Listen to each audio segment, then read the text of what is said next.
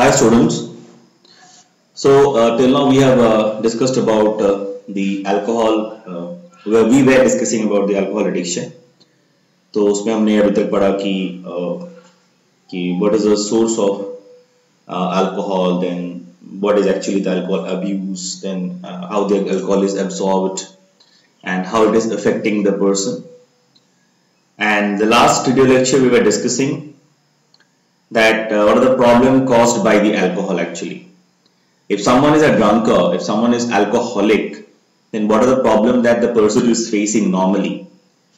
ऐसा है कि देखिए अगर किसी को अल्कोहल कोई अगर अल्कोहलिक है तो वो रेगुलर बेसिस में अल्कोहल को कंज्यूम करता है.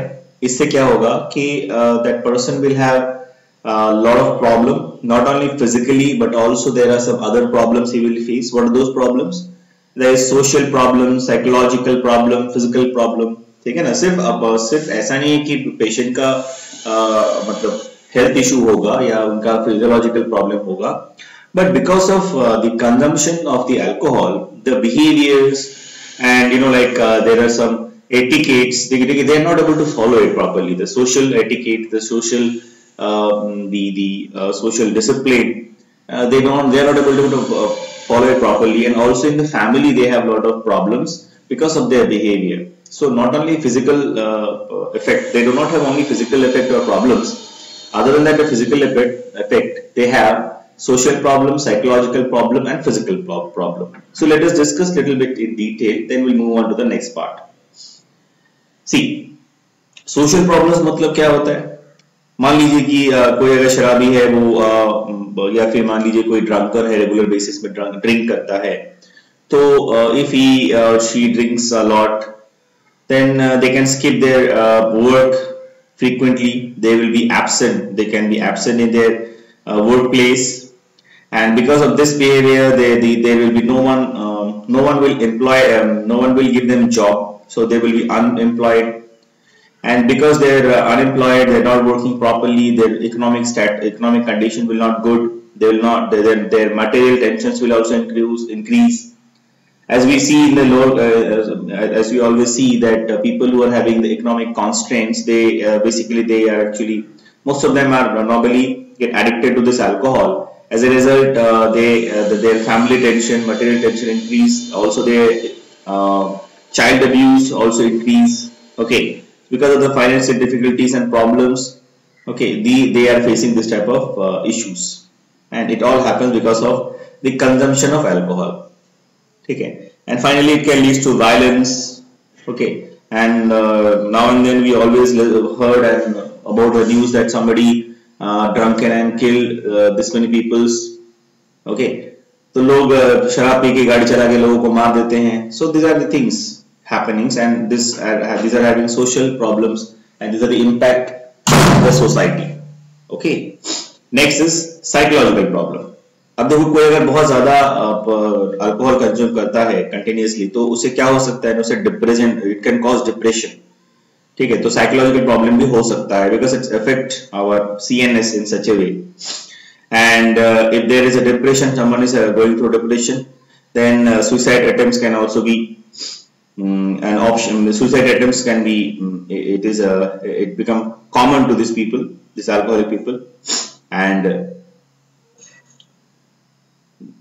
basically those people who are actually alcoholic, those who are drink heavily, they are more susceptible to this psychological problem, that is the depression, right?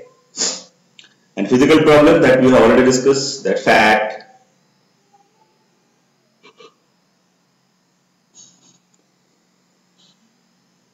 we have already discussed about the physical problem, right? Like the liver, how it affects the liver and all, and we'll discuss more further about the physical problem now. Right, now next topic is effect of alcohol abuse. अब effect क्या होता है alcohol abuse को? उसका basically हम physiological जो problems उसमें ज्यादा focus करेंगे अभी, क्योंकि because we are studying biology and physiology, that's all. So it has been proved that the intake of alcohol affects individual health, family life, ultimately creates several community and social problems. पहला बात करते हैं Deficiency of nutrients. Deficiency of nutrients such as minerals, proteins, vitamins are found in alcoholics. जो शराब पीते हैं उनमें बहुत न्यूट्रिशन डेफिशिएंसी होता है. क्यों होता है? Because they are not fond of proper diet and all. They don't take the food properly in the time, so that's why they have nutrition problem, deficiency of nutrition. क्या problem होता है हमें देखने मिलता है? Low blood potassium, magnesium, calcium, zinc and phosphorus can occur in alcoholics. So ये जो blood में उनमें potassium, magnesium, calcium, zinc, phosphorus ये हमें कम मिलता है, इनमें कम होता है. Vitamins like thiamine, that is B1, then nicotinic acid B3, then pyridoxine B6, then folic acid. Okay, so that is your ascorbic acid, vitamin C, then vitamin A. So these are the vitamins also we can see it's deficient in the alcoholic, in case of alcoholic. ठीक है. और अगर किसी को vitamin B1 की deficiency है तो उसे क्या हो सकता है? उसे विटनिक्स और क्रिचॉप्स, और नॉट क्रिचॉप्स, विटनिक्स एंड कोर्साकॉफ्स सिंड्रोम ये हो सकता है. विटनिक्स सिंड्रोम और कोर्साकॉफ, KORSAKKOFFS, कोर्साकॉफ्स सिंड्रोम. ठीक है. सो ये सब डिजीज उनको हो सकते हैं. राइट. और इसका सिम्टम्स क्या है, मतलब दिस कैरेक्टरिस्टिक फीचर्स क्या है ये सब डिजीज का, जैसे जिसका हमने इसका बात किया है, जैसे विटनिक्स, देन कोर्साकॉफ. ठीक है. विटनिक्स का स्पेलिंग है WERNICKE'. विटनिक्स कोर्साकॉफ्स सिंड्रोम ये हो जाता है अगर विटामिन B1 नहीं में तो, इसे रहा बॉडी में तो. इसमें क्या होगा? मेंटल डिस्टर्बेंस रहता है. कैरेक्टरिस्टिक फीचर्स क्या है? Mental disturbance, then paralysis of eye movement, then ataxia, ठीक है, ऑफ गेट. ठीक है. तो ये सब एटैक्सिया ऑफ गेट मतलब क्या होता है कि the loss of power of muscular coordination. ठीक है. इसको बोलते हैं एटैक्सिया ऑफ गेट. ठीक है. Next, infection on effects on immunity. अभी because someone is alcoholic, it also affects their immunity. So in which way it affects the immunity, let us discuss. See, the chronic alcoholic neglects their health and soon the body loses its resistance against infection. तो मैंने पहले बताया जो alcoholic होते हैं they are not very fond of routine, they are not fond of maintaining their diet and all. So because of that, slowly they also lost the capacity of their immunity system is also decreasing, or its resistance power is also decreasing slowly. Now effect on the brain. Continuously अगर alcohol पीने से brain में क्या effect होता है? See, alcohol is depressant to the brain. Basically यही हमको main point यही है. जो अल्कोहल पीते हैं उनमें क्या होता है? उनको डिप्रेशन ज्यादा होता है. ज्यादा अल्कोहल पीने से क्या होता है ना, डिप्रेशन बढ़ता है. सो there is a myth like लोगों को लगता है कि for relaxation people will take and they will do this type of abuse, but actual में देखो उल्टा होता है. शराब पीने से डिप्रेशन बढ़ता है, घटता नहीं है. सो कभी भी डिप्रेशन हो तो कभी शराब नहीं पीना चाहिए. ठीक है. there are some other way to tackle, right. And even after only a few drinks, let us take an example. अगर जो भी कुछ लोग होते हैं ना जब ओकेशनली ड्रिंक करते हैं तो देखिए उनमें क्या होता है. एग्जांपल देखते हैं हम लोग, थोड़ा सिचुएशन देखते हैं अल्कोहल कंजम्पशन का. देखिए, if someone take few drinks also, then alcohol decreases the sleep and depress rapid eye movement. ठीक है. थोड़ा सा भी कोई अगर ड्रिंक करता है तो क्या हो जाएगा, उससे उसका जो स्लीप है, नींद है वो घट जाता है और it depresses the rapid eye movement, and overall effect is likely to be repeated awakening and a sense of restless sleep. तो शराब पीने से क्या होता है, नींद आती नहीं है, नींद चली जाती है. तो ये सबसे इंपॉर्टेंट चीज है, बहुत लोगों को नहीं पता.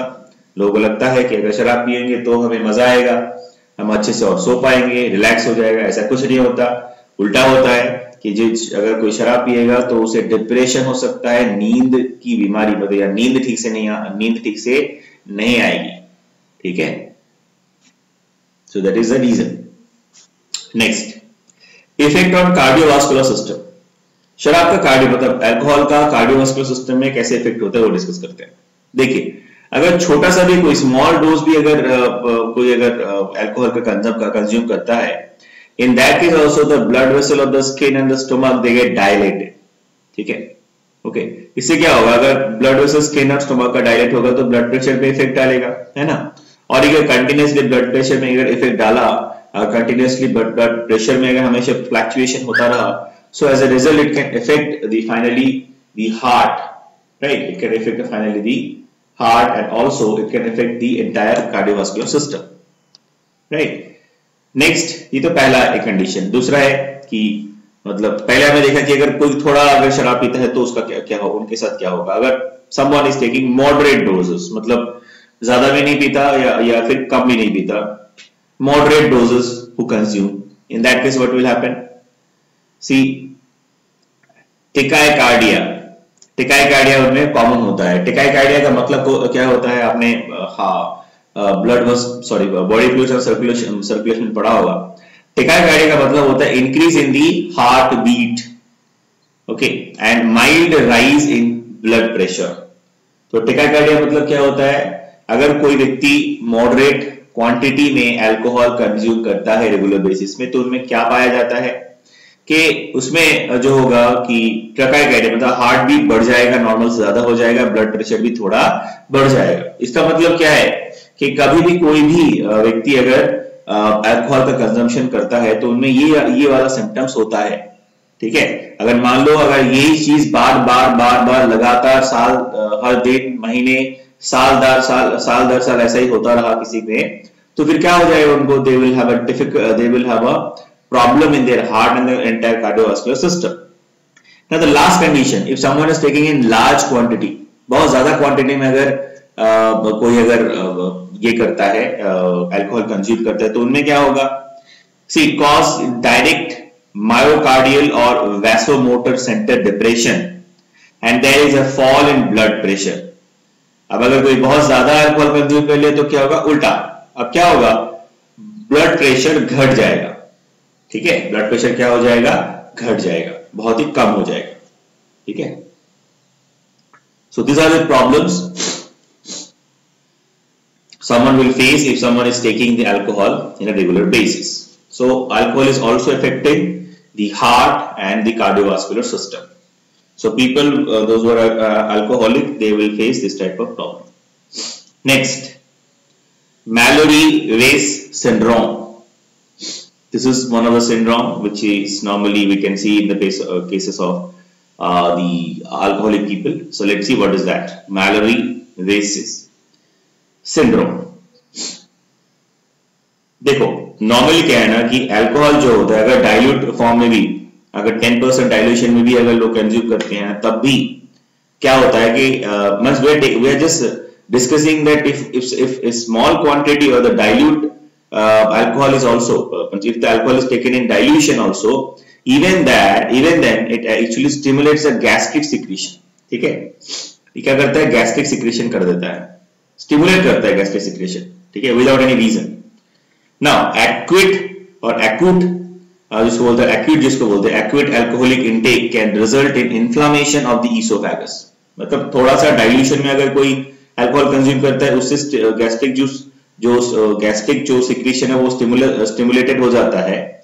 लेकिन अगर कोई बहुत ज्यादा पिएगा तो क्या होगा, सोचो, थोड़ा सा पीने से ही गैस्ट्रिक जो जूस है वो गैस्ट्रिक जो सिक्रेशन है वो स्टिमुलेट हो जाता है, एक्टिवेट हो जाता है। अगर कोई बहुत ज्यादा पीने लगेगा तो क्या होगा, it can inflammation can be seen in oesophagus and also in the stomach. तो इन्फ्लामेशन जो ईसोफेगस में दिखता है उसे बोलते हैं ईसोफेगटाइटिस, और जो स्टमक में होता है उसे बोलते हैं गैस्ट्राइटिस। ठीक है, तो ईसोफेगस में इन्फ्लामेशन जो दिखेगा उसे बोलेंगे ईसोफेगटाइटिस। स्टमक पे जो इन्फ्लामेशन हमें दिखेगा because of the acute alcoholic intake is called gastritis. ठीक है, तो अगर कोई ज्यादा शराब पिएगा तो उसे ईसोफेगस में इन्फ्लामेशन, देन स्टमक में inflammation, there are many problems, so it is very bad to take alcohol, that's why alcohol is very bad for the health. next effect,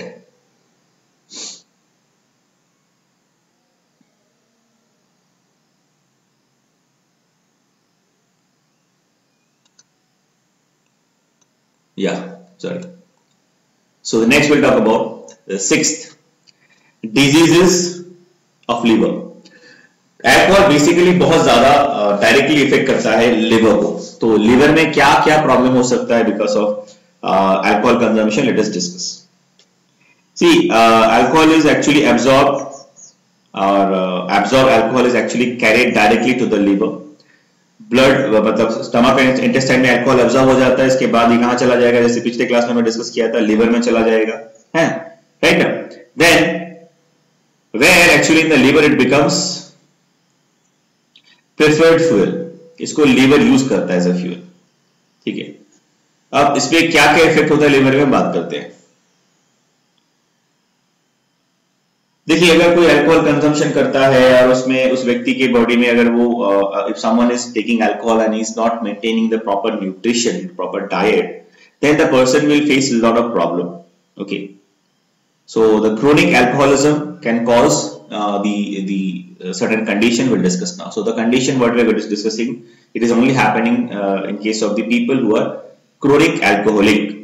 देखो, ऐसा नहीं है कि कोई अगर किसी ने ऑकेशनली अल्कोहल कंज्यूम कर लिया तो उसमें भी ये सारे सिम्टम्स आएंगे, ऐसा नहीं है. जो क्रोनिक अल्कोहलिक पीपल है, मतलब जो लगातार रेगुलर बेसिस में अल्कोहल कंज्यूम करते हैं, उनमें ये प्रॉब्लम हमें ज्यादातर मिलता है. ठीक है ना. पहला है alcoholic fatty liver.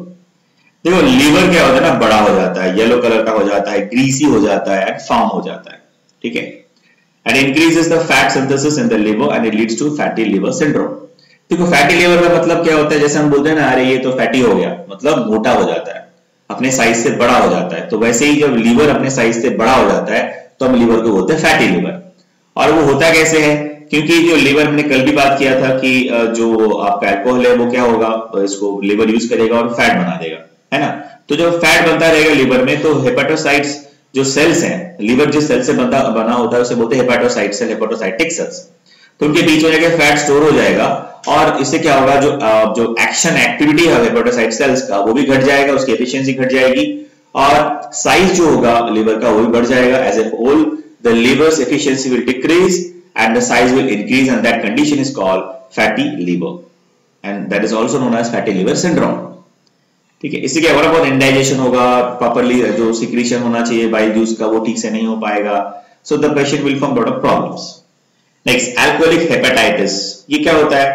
It is characterised by generation of degeneration of hepatocytes. ठीक है, अल्कोहलिक हेपेटाइटिस में क्या होगा कि जो हेपेटोसाइट्स है, जो सेल्स है, लिवर सेल्स है, वो धीरे धीरे डीजेनरेट होने लगेगा या खत्म होने लगेगा, वो डिस्ट्रॉय होने लगेगा. ठीक है, and the damage of the degenerate hepatocytes are surrounded by polymorphonuclear leukocytes. और जो डीजेनरेटिंग जो मतलब हेपेटोसाइटिक सेल्स है, that is also surrounded by what? Polymorphonuclear leukocyte. These hepatocytes may be pale or swollen and some contain dense eosinophilic masses called Mallory's hyaline. ये बहुत important है कि जो आपकी हेपेटोसाइटिक्स जो सेल्स है, हेपेटोसाइट्स है, जो डीजेनरेट हो जाएगा तो उसके चारों तरफ आसपास क्या जम जाएंगे, क्या सिक्रेट हो जाएगा? पॉलीमॉर्फोन्यूक्लियोसाइट्स. और क्या होगा, ये जो आपके हेपेटोसाइट्स है, ये क्या हो सकते हैं? बिकॉज ऑफ द डीजेनरेशन और because of the alcoholic hepatitis it can become swollen. थोड़ा इसका साइज स्वेल हो सकता है, पेल हो सकता है इसका colour, and it can contains dense eosinophilic mass. और इसके अंदर क्या हो सकता है? इओसिनोफिलिक मास है वो इसमें सीक्रेट हो सकता है. ठीक है, उसको हम क्या बोलते हैं? मैलोरीज हाइलाइन. तो इओसिनोफिलिस जो मास है, डेंस इओसिनोफिलिस मास, जो कि हेपेटोसाइट साइट सेल्स के अंदर, हेपेटोसाइट्स के अंदर सीक्रेट होते हैं, उसे हम बोलेंगे मैलोरीज हाइलाइन. ठीक है, next, alcoholic cirrhosis. Alcoholic cirrhosis क्या है? See, with continued alcohol intake there is a destruction of hepatocytes and fibroblast. ठीक है, कंटिन्यूअसली कोई अगर अल्कोहल कंज्यूम करता है तो उससे क्या होगा?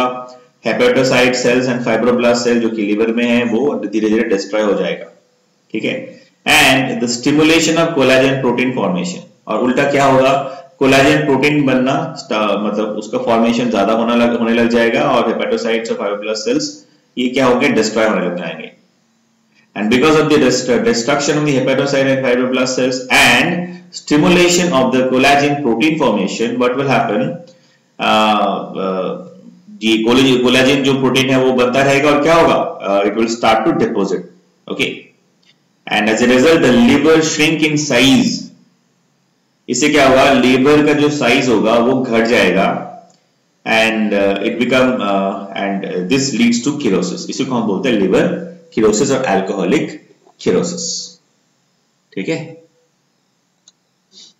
Next,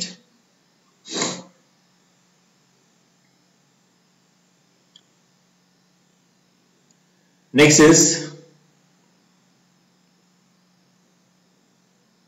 cholestasis or cholestasis. Cholestasis क्या है?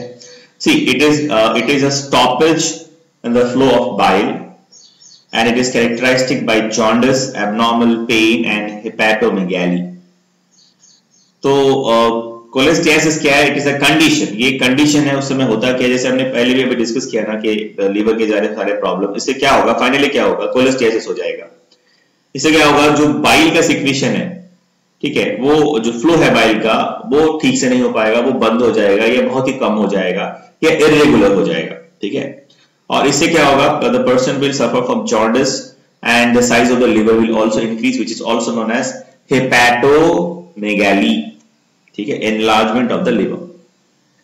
Next, pancreatitis. पैनक्रियाटिस क्या होता है? Heavy drinking of the alcohol can cause acute and chronic pancreatitis. Pancreas को इफेक्ट कर देगा, पैनक्रियास के फंक्शन को इफेक्ट कर देगा, इसी को हम बोलते हैं पैनक्रियाटिस. ठीक है, नॉट ओनली लिवर, देखो पैनक्रियास भी इससे इफेक्ट हो जाता है, right? And if someone is a regular drunkard, if someone is taking the alcohol on a regular basis, it can also affect his pancreas. And other than that, let us see other effects. It is also increase the risk of cancer. ठीक है, cancer का risk भी बढ़ जाता है. क्यों? See, the alcoholics have a rate of carcinoma 10 times higher than that of expected in the general population. देखो 10 गुना ज्यादा कार्सिनोमा होता है, तो किसमें? तो नॉर्मल लोगों से ज्यादा 10 गुना ज्यादा कार्सिनोमा इनमें होता है. तो जो अल्कोहलिक पीपल है उनमें कैंसर होने के चांसेस भी बहुत ज्यादा होता है. ठीक है, and they are basically they are normally having the esophageal, stomach, liver, pancreas cancer, like this type of cancer. Okay, next, kidney में क्या इफेक्ट होगा इससे? वही बात करते हैं. See, in case of kidney what happens? In case of kidney what happens? Diuresis, increase in the urine output is often noticed after the alcohol intake. तो कभी भी कोई अगर अल्कोहल इंटेक करेगा, मतलब अल्कोहल कंज्यूम करता है, तो उसमें डायूरेसिस एक सिम्टम्स हमें दिखता है. उसमें क्या होता है ना, बार बार यूरिन मतलब या फिर यूरिन का जो फॉर्मेशन है वो ज्यादा हो जाता है. That is one thing. Then it is this is due to the water intake with drinks and alcohol induce the inhibition of ADH. और ये ऐसा होता क्यों है diuresis?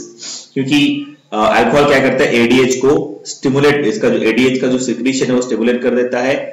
And as a result, ADH का जो it induces the inhibition of ADH secretion. मतलब ADH का जो secretion है उसको inhibit कर देता है. मतलब ADH का जो secretion है हार्मोन का उसको घटा देता है. ठीक है, because of the deficiency of ADH, it causes the urine output, MO और extra urine output. ठीक है, इसको बोलते हैं डायूरेसिस, जो हमने पहले excretion में हमने डिस्कस किया था. ठीक है, Next, it also affect the respiratory center. That is a direct action of alcohol on respiratory center in the brain is also depressant one. ठीक है, तो ये भी क्या करती है? रेस्पिरेटरी सेंटर को भी इफेक्ट करता है ब्रेन में. ठीक है, next, effect on hemopoietic system. Hemopoietic system, देखो हेमोपोएटिक सिस्टम मतलब जहां से आरबीसी बनता है. अब अल्कोहल क्या करता है ना, आरबीसी का साइज, जो alcohol actually increases the RBC size and because of that it cause mild anaemia. Chronic heavy drinking can also decrease the production of white blood cell. अगर कोई बहुत ज्यादा ड्रिंक करता है तो उसका व्हाइट ब्लड सेल का काउंट भी घट जाएगा. And alcohol may decrease the platelet aggregation. Alcohol और क्या कर सकता है, प्लेटलेट एग्रीगेशन को भी घटा देता है. ठीक है. Next, foetal alcohol syndrome. अगर कोई महिला या कोई भी lady during pregnancy if they consume alcohol, then what it can do, heavy drinking during the pregnancy result in the fetal alcohol syndrome. इससे क्या होता है, which includes the facial changes, poorly formed concha means which is present in the cavity of pinna, ear, कान के अंदर रहता है concha, हमने discuss किया था. The small teeth with faulty enamel, defects in atria and ventricles of heart, limitation in joint movement and mental retardation. तो ये सारा प्रॉब्लम दिखेगा फीटस में अगर कोई प्रेग्नेंट लेडी अल्कोहल कंज्यूम करती है during their pregnancy. Then right, so let us discuss the next part. So ये जो सारा इफेक्ट हमने देखा, ये सब बेसिक इफेक्ट है जो कि एक अल्कोहल कंज्यूम करने वाले व्यक्ति में हो सकता है. तो हमने देखा कि can you see now you can, I think you have understood that the problems और you know the how dangerous the alcohol is for our body. So is our body is not made of is not actually good for alcohol. Means we cannot I mean our body does not welcome alcohol, right? So it is better to avoid alcohol in your life, right?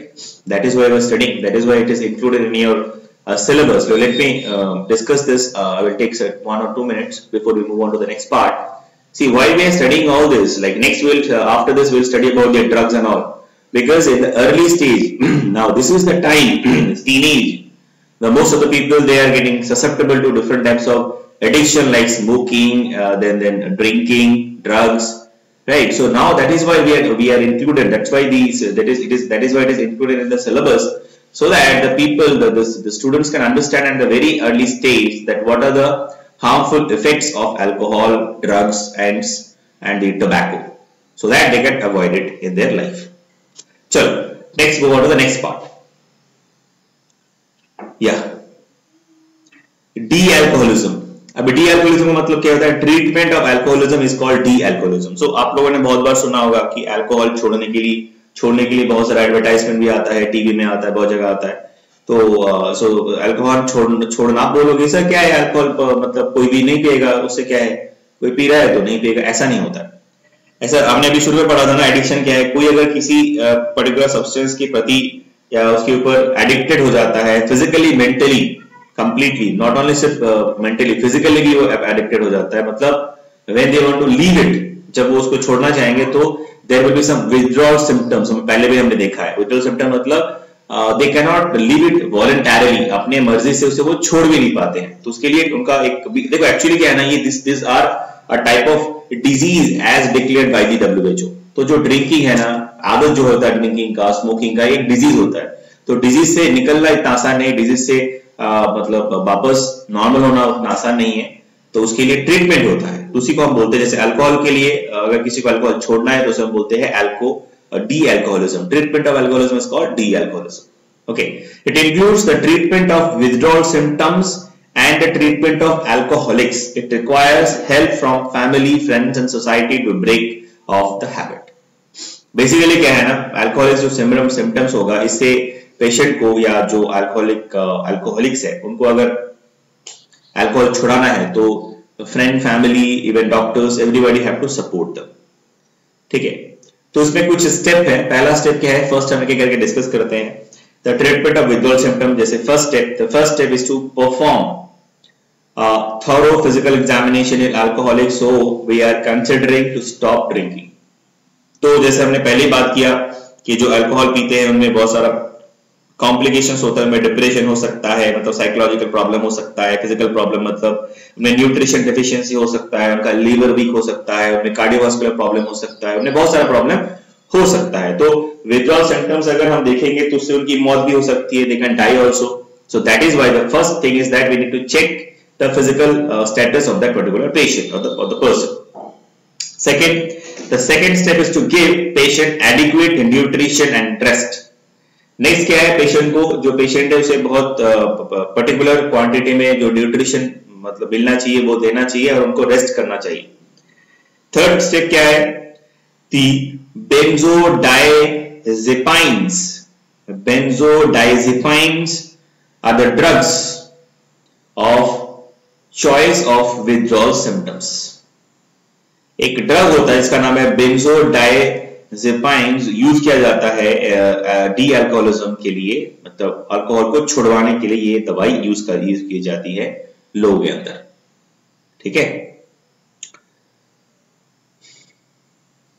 So this is the way we actually treat or de-alcoholism can be done, right?